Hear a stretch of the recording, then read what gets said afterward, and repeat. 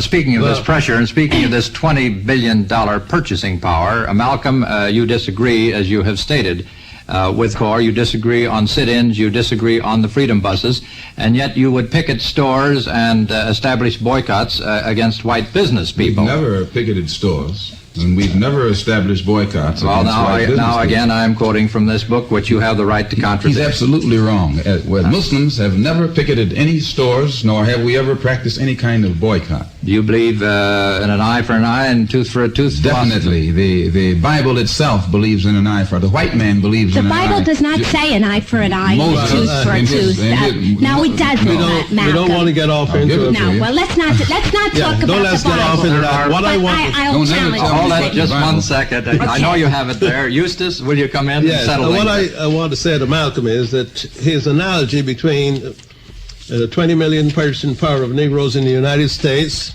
and bringing into the question of Norwegians, Sweden, and Swedes and so on, all of that is altogether different. The thing that makes it so difficult with us here is that what he says has a great degree of plausibility. But what he doesn't tell you is, what he doesn't say is, what he doesn't realize, or else doesn't care to bring it to the front, is how is the 20 million or $20 billion made up?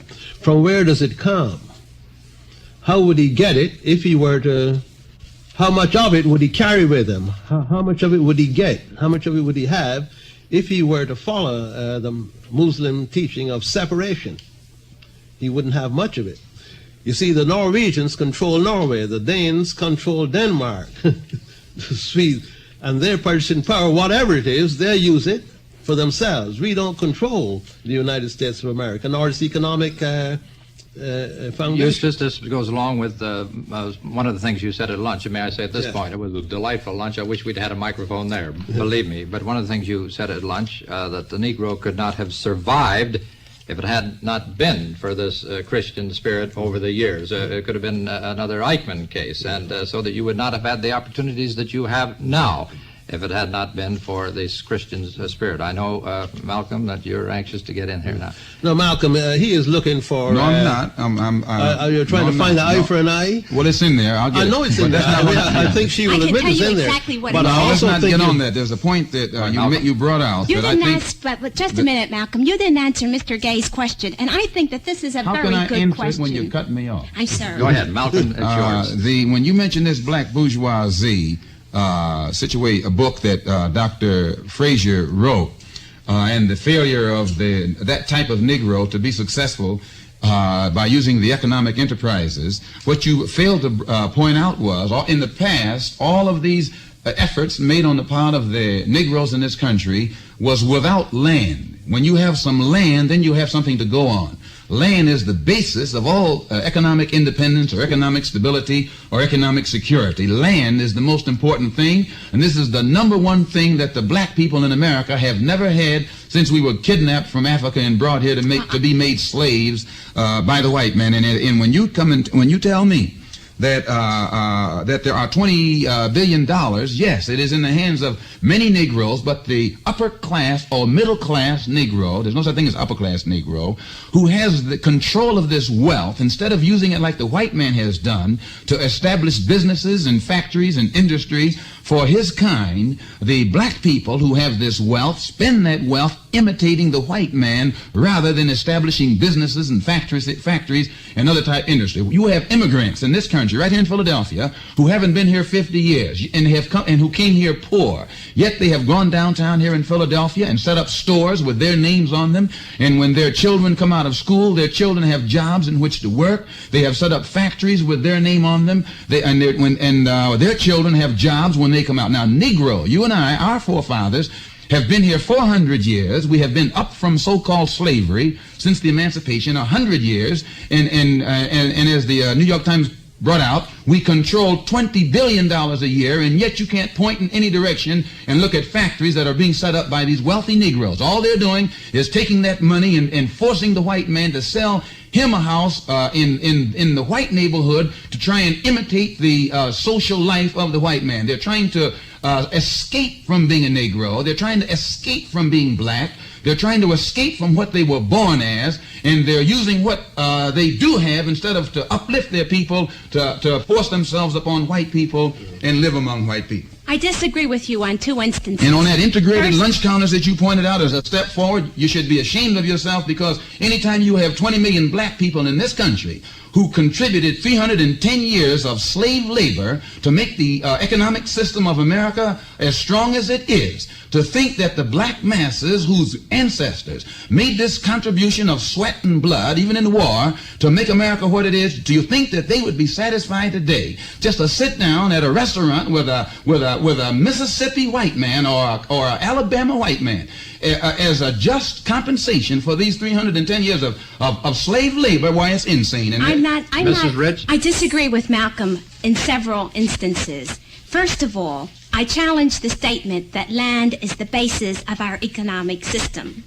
Now, I certainly would not say that it is not an important factor in our economic system. It is, but it is not the factor on which our economic system rests, and I think most students of economics are aware of this. Secondly, I want to comment on Malcolm's statement that the Negro is rejecting himself as a Negro. This is not true. I think that the middle-class Negro is rejecting the fact that he is a Negro. This is not true. I think that the sit-in movement, I think that the Freedom Riders, I think all of these point out graphically the assertion of the Negro as a person and as a Negro. I am a Negro and I am a Negro American.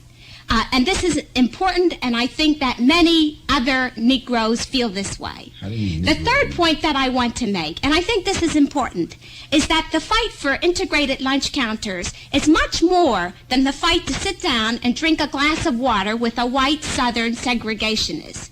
It's an assertion of one's equality and human dignity, and it's merely a statement saying, I will go where I please and I will do what I will in this country, which is supposed to be free.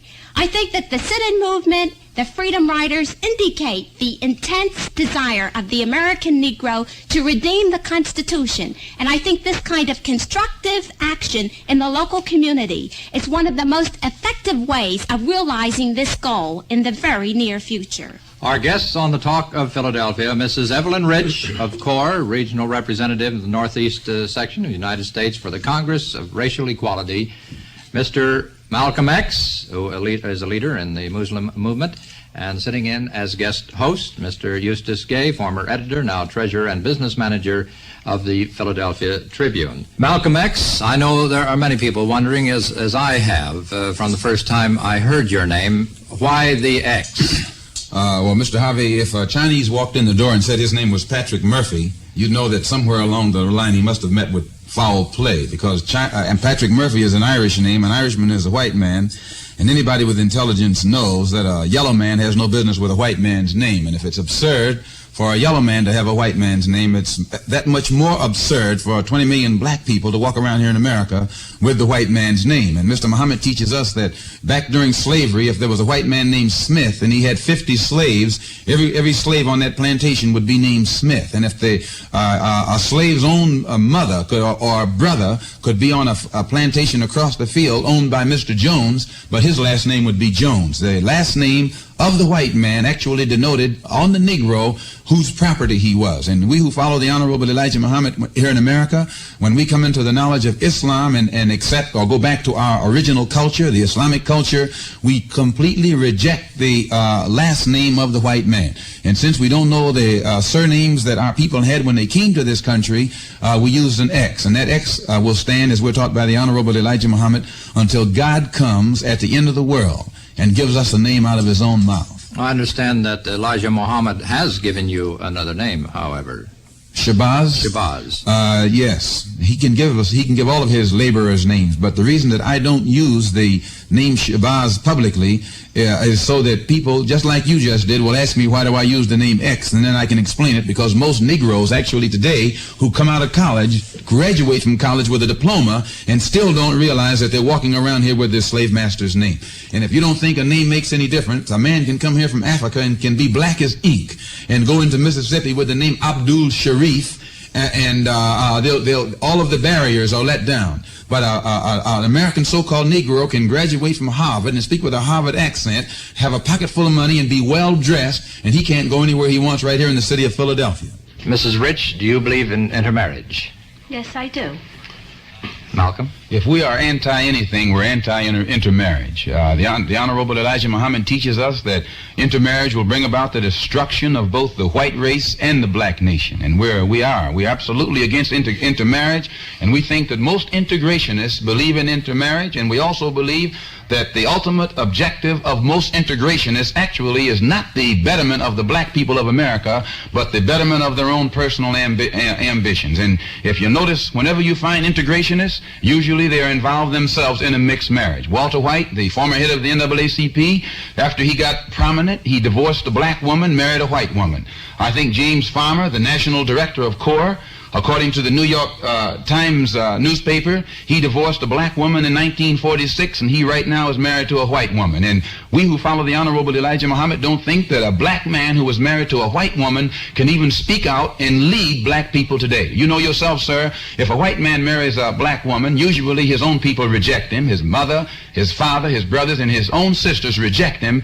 And if his own family rejects him, you know that his race itself will never accept him as their spokesman. Well, likewise with black people. When black people, the black masses, find a black man who is married to a white woman, or a black woman who is married to a black man, the black masses, the majority today, do not accept them as any kind of leader or spokesman because they don't think they can represent us. Well, I want to say this, that the figures will show, Malcolm, that in these communities where boys and girls have been going to school for a long number of years in interracial, what we call interracial schools, that the percentage of interracial marriages is so low that Negligible. Negligible. And this is an important point, Malcolm, and I'd like to comment on it further. When I say I believe in intermarriage, I mean that I believe that any two people who decide that they want to get married ought to be able to do so. Now, when you speak out so authoritatively against intermarriage, I must say, very frankly, that you are speaking out against me. I am a black woman and I am married to a white man. I must say that your conclusions do not follow. I certainly have not, quote, improved myself, unquote, as a result of my marriage to a white man. And I would further like to say that none of my black has rubbed off on him, at least not to my knowledge. And further, and I think this is important, I do not consider myself a leader of anybody except myself, me. I am a representative for myself, and I am a Negro. I am very much a Negro, and I certainly don't reject my identity. I am a Negro American. Well, I happen to be a black American. But I want to say this. Yeah. I'm very much an American. Yeah. I believe in the things on which our country is founded. And I think this is important because in many senses, I think it has been stated quite cogently that if America is to be redeemed and if democracy is to survive and flourish, in many senses, the Negro will play an important role in this. I think this is true.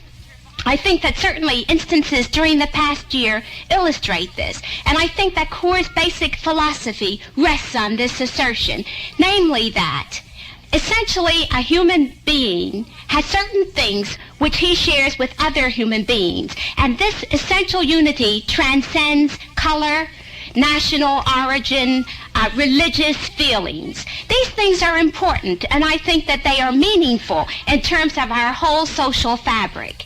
Now, one other comment, Ed, before I defer to Mr. Gay or Malcolm, and I think this is important. Many people have suggested that the freedom rides, for instance, have hurt American prestige abroad seriously. I do not hold with this view. On the contrary, I feel that the instances in Alabama, as tragic as they were initially, have pointed out two things. First of all, the assertion of the Negro, of his dignity and his equality. And secondly, the willingness of the federal government to come to his support, not only legally, but morally, on an important legal and moral question. And these things are important within the entire fabric or framework of the discussion we're having here this afternoon. This was Mrs. Rich. Malcolm, if you will answer briefly, I have two more questions to ask, and then we'll go to the phone calls. Yes, sir. I think you'll find, sir, that it's almost impossible today for a black man to marry a white woman and take her into a white neighborhood. The white man won't allow it. I don't care how liberal he is. And there's a growing tendency among black people, whereas a black man used to take a white woman on his arm into a black neighborhood and she'd be accepted there and treated almost like a goddess, there's a growing tendency today to reject both of them. And if you notice where New York is concerned, where most of these mixed marriages are involved, they end up in a situation where they can't live in an all-white community and they can't live in an all-black community, so usually they end up down in the village. There are exceptions, but usually they end up down in the village of New York, where immorality is not one of the yardsticks that you measure rather morality or high morals is not a yardstick that you measure one another by. We think that it absolutely destroys both the white man as a race and the black people as a nation when this intermarriage takes place. And as I say frankly, we're 1,000% against intermarriage in any form. It's time for the phone calls. Our guest, Malcolm X, one of the leaders of the Muslim movement, Mrs. Evelyn Rich of CORE, and Mr. Eustace Gay of the Philadelphia Tribune. Our number is Mohawk 7, M-O-70500. The opinions heard on the Talk of Philadelphia are not necessarily those of WCAU or CBS Radio. Could we have your question or comment, please? Hello, Ed. I don't feel that Mr. Malcolm's religious philosophy would solve the problems of the human race. I go along with Mrs. Rich from the CORE. Now, I am a white person and a half-white, but what I resent is when the Negroes say the white man and the white race are against them for their human rights. Now, I'm just a half-wife, and I'm certainly for their rights. This land of opportunity could afford life, liberty, and the pursuit of happiness for all its inhabitants, regardless of race, creed, or national origin. And I've often wondered, if it was a matter of life or death, would we care whose life-giving blood was injected in our veins? Or would we question whose eyes were used to restore our sight? Thank you, and I'll hang up. Well, thank you for calling. Yes, sir. Well, the lady who just spoke, when she says that America is the land of opportunity for whom? You have 20 million black people here who are still relegated to the role of second-class citizens, who are still knocking on the doors of the White House 100 years since the so-called Emancipation Proclamation, trying to get somebody to pass civil rights and recognize them not as a human being, but as a citizen. And the Muslims are not looking for any white people to accept us or recognize us as citizens. We feel that's putting the cart before the horse. The Honorable Elijah Muhammad says that until the white man realizes that the black man is a human being, you will never get any civil rights legislation or anything else that that is designed to make black people recognize her as equals or anything else. So we don't try for citizenship. What we're striving for is human rights, and to get these human rights, the Honorable Elijah Muhammad insists upon complete moral reformation among our people, and when that is brought about, automatically our status is elevated. First of all, the fight for civil rights is a fight which is waged not only in the legislative halls of Congress or by executive order of the President. This fight also includes the active personal sacrifices of the American, the white American, as well as the Negro American. And I think, for instance, that James Peck's staunch devotion to the principles of nonviolence when he was attacked by that mob in Birmingham illustrates vividly the fact that the white person in America, many of them are willing to make personal sacrifices of a high level. I think that, and this is my second comment, and this I think is extremely important, that it is CORE's goal not to humiliate the white man, not to defeat him, not to sentence him to death, but rather to convert him, to give him an opportunity to have his attitudes challenged and his opinions changed so that he can come into the arena with us and work out a solution to this problem quickly and efficiently and now. This is extremely important. Let's get on with the phone call, shall we? Yes. All right. I would like to just one little short thing, sir. It's very important. I think where Miss Rich misses the boat, so to speak, being married to a white man herself, automatically it puts her out of touch, so to speak, with the real feelings of the masses of our people here in America who actually don't have enough patience left to give the white man sufficient time to be converted or to be changed. Well, I'm in You are touch. one of these people who do not have the patience. Sir? You are one of these people who Not only am I one, but I think I reflect the thinking and the feelings of the masses who are absolutely fed up or who don't think that there's time enough left for the white man to be converted or changed. And we're not trying to change him, we're trying to change our people. I am one of these persons, too, one of these black Americans who is impatient with the slow change. I am an active member in a Negro church. I go to a Negro hairdresser, and I am as much in touch with Negro life as is Mr. X, I would like to You should clear up suggest. that word Negro before you go too far. Well, we've been into that, the so-called Negro, as you call them. Let's take some more of those calls, all right? This is Ed Harvey. Could we have your question or comment? My comment is that I go along wholeheartedly with the brother Malcolm there, because any person or any colored person, or I say any African American, I wouldn't say Negro because I do not believe in that myself. I think that any African American who believes, or I'll say who believes that integration is going to solve the problem, I think they're actually playing folly with themselves, because total integration will ultimately mean mongrelization, and no white man is going to stand for that.